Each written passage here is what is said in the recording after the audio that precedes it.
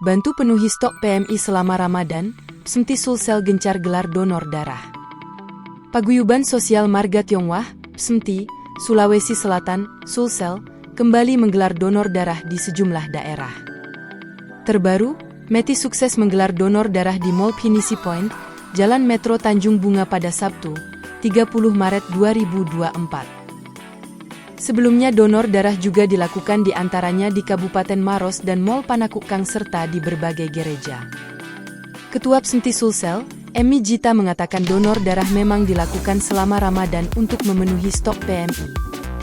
Hingga hari ini sudah terkumpul 700 kantong darah, katanya.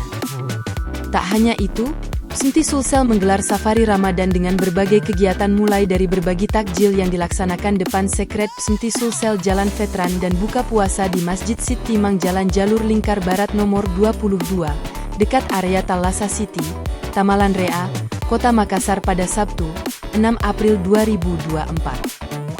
Kegiatan tersebut akan menghadirkan penceramah kondang Ustaz Das Ed Latif dengan mengundang 200 anak yatim yang masing-masing akan diberi bingkisan menarik.